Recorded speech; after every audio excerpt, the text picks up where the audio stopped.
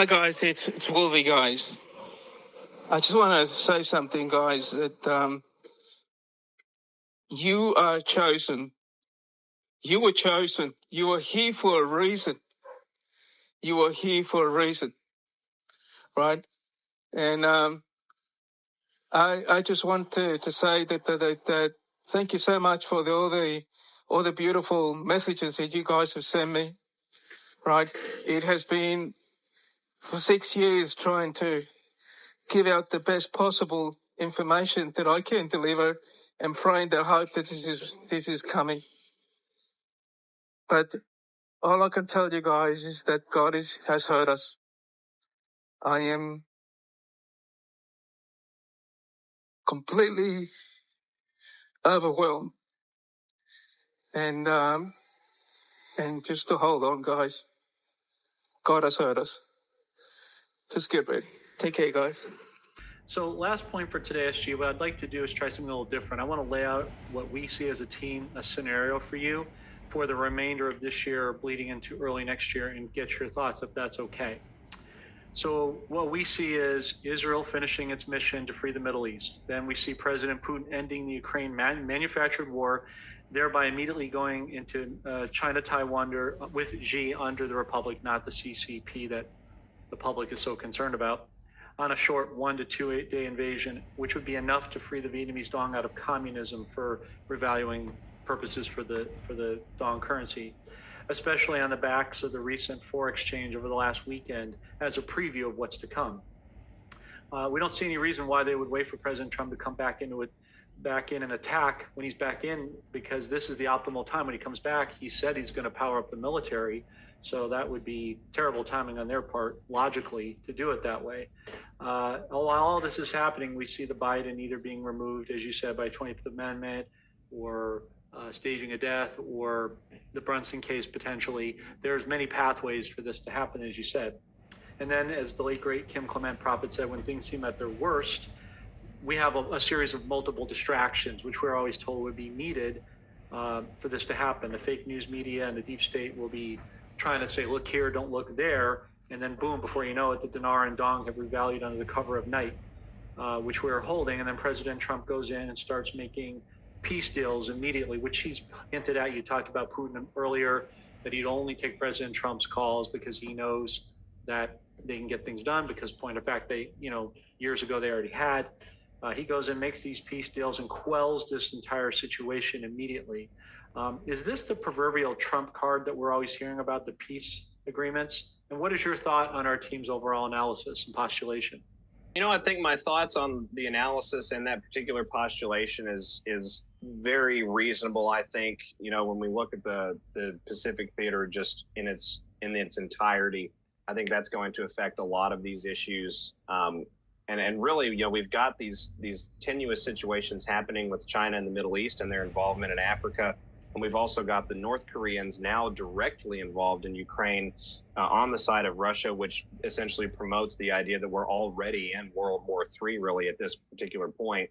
And conflict is still expected on the Korean Peninsula and in the Pacific region at large. So over this next few weeks and really a couple of months, how much can you accomplish in that region of the world? I think you can accomplish a great deal, but it would make sense that those accomplishments would have to come alongside with movements of things that are happening domestically here in the United States and politically and domestically in Western Europe, especially with respect to the NATO arsenal and what sort of fielding NATO actually has around the world that could cause problems here.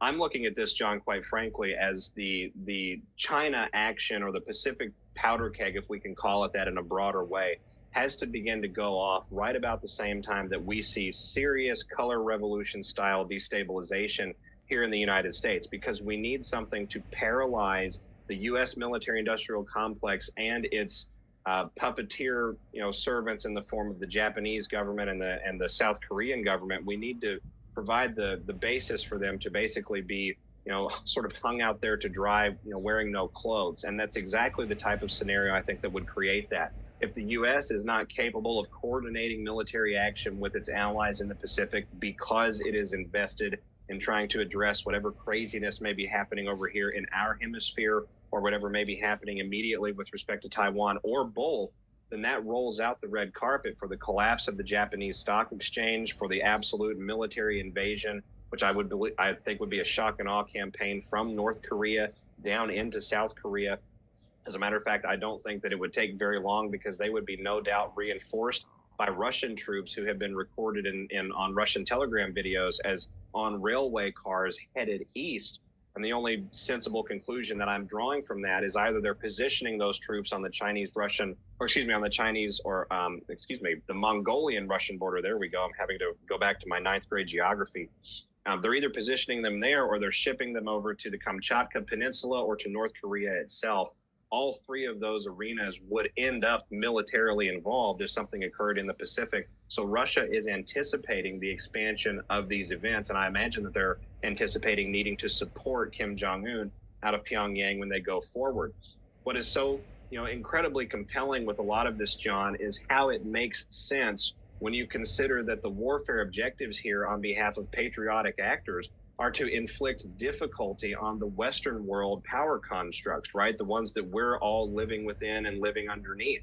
Those constructs are not us, and are distinctly separate from the will that we have for the world, and the desire that we, the people in the Western world, have really for international relations and for planet Earth as a whole. So understanding that lens and looking at it with that lens, I think that we can expect a very tumultuous next 8 to 10 weeks on these fronts. President Trump essentially acknowledged, it's going over 2 years ago now, about 25 months ago, that China and Taiwan would be next before this process is over. And he said it multiple times. It was the first time he'd ever said it publicly at a rally. And that was him acknowledging that that will occur prior to this process being what we can say publicly concluded in the world. And since we have yet to see that drawn out and actually occur in real time, I would say that we're still in that eye wall, moving towards that public convergence of those events. Yeah, I agree with you also, because we just had a podcast a couple weeks ago, and we're having back on again in December, a major general, 4-star major general, Valley, who said that China-Taiwan has to be dealt with this year, which was encouraging on based on what we talked about a number of fronts. So it's good to hear, your overarching points kind of complement that from that standpoint.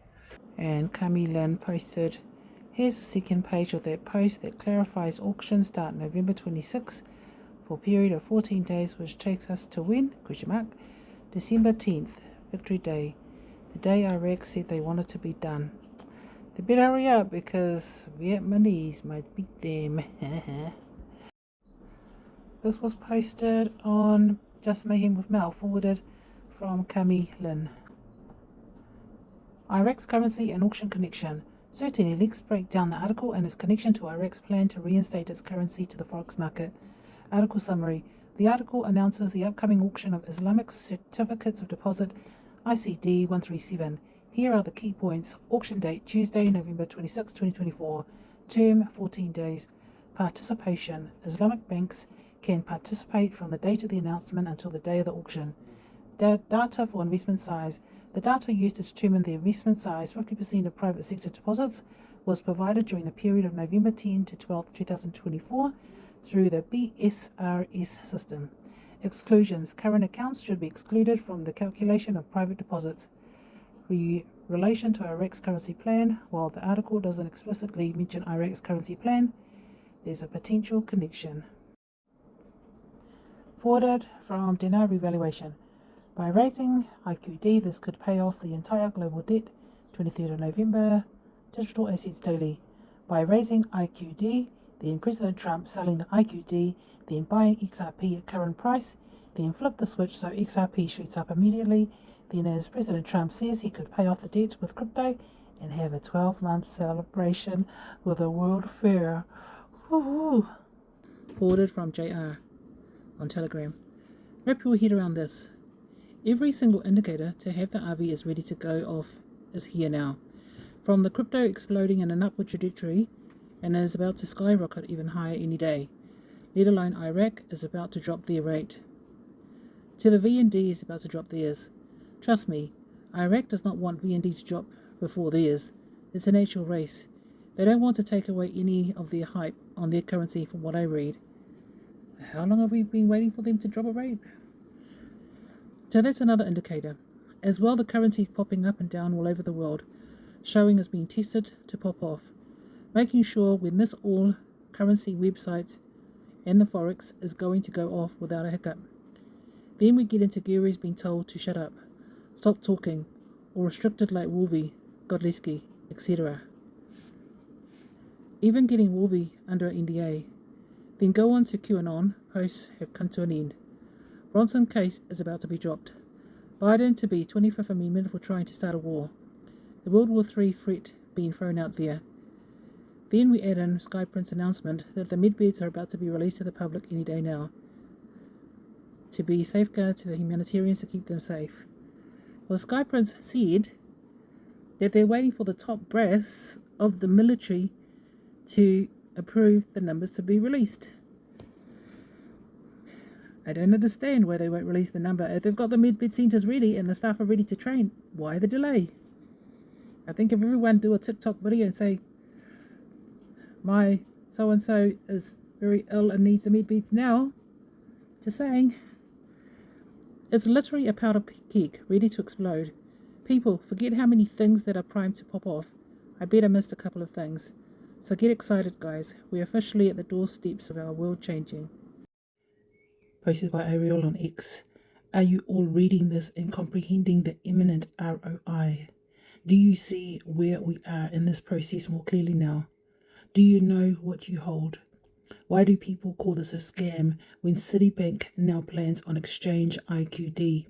Have you noticed none of these people who call it a scam can pull one article out of Iraq to support their claim? None of the people who call this investment a sham has not produced any info from Iraq that tells you are holding worthless paper. Citibank in USA offering IQD, VND, IDR, but still with the old rate. That's weird. Sounds like they're ready when it hits Forex. When I googled about Citibank, it shows they did not have the ability to exchange the Iraqi dinar before. Can't read the message. Oh, here it goes. As of today, since when Citibank and USA exchange Iraqi dinar. Citibank in the USA has not historically exchanged the Iraqi dinar.